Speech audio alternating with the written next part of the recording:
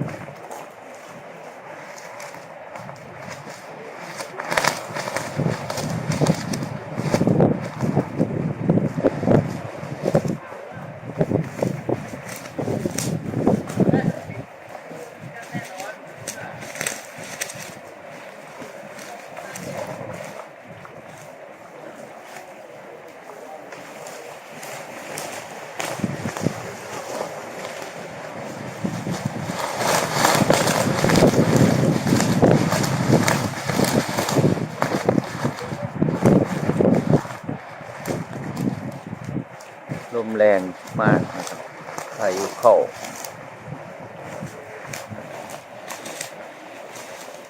พายุเข้าครับพายุเข้า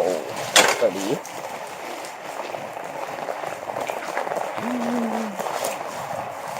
อยู่กันโอ้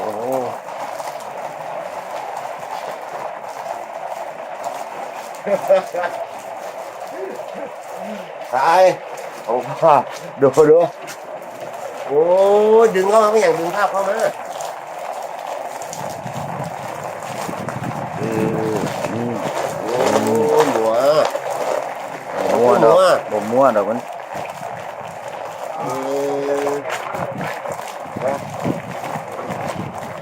พ่อหัวเหรอพวกนี้ก็หัวหูฝนก็พัดแยกที่ข้าแน่นอนแน่ว่า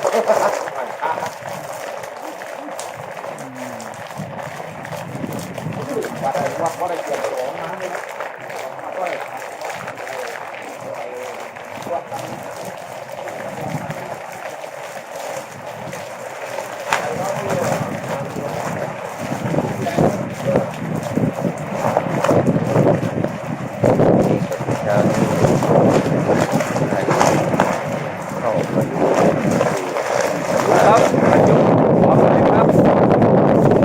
เข้าไปนะครับลมแรงนะครับ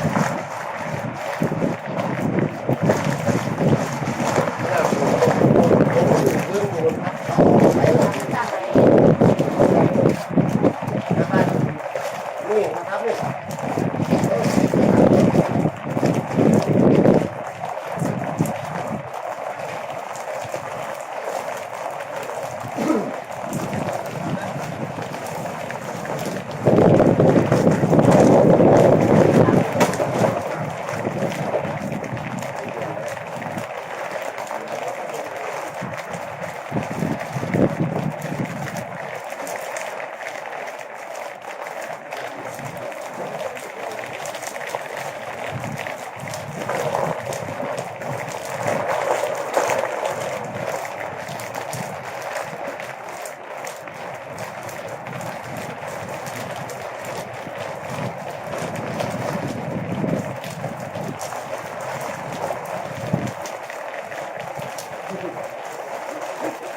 ยาวเรียกว่า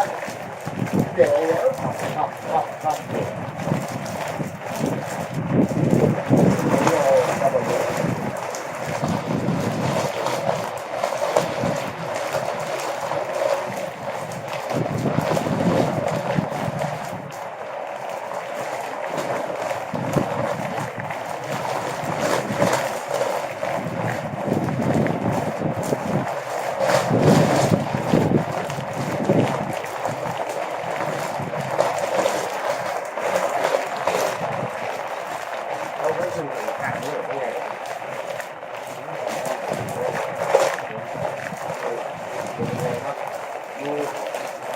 บลูกมันร่วง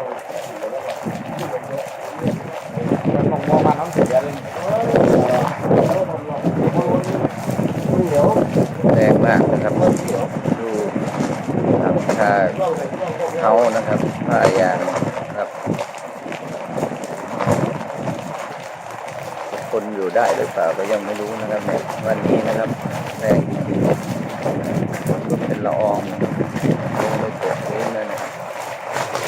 ดูนะครับลายนี้นะครับเช้านี้นะครับดูนะครับพายุที่เกาหลีนะครับเข้ามานะครับแรงจริงนะครับให้ดูผู้ชมนะครับ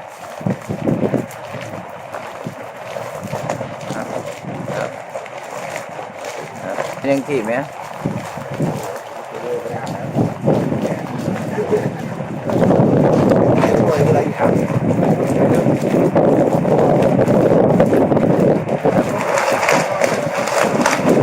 แรงจริง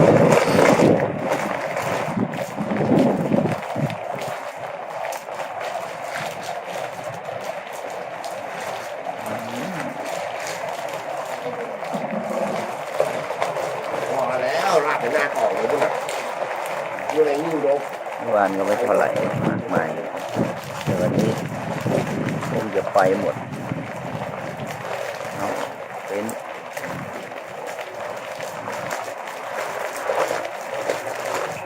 จะหมดเลยนะครับ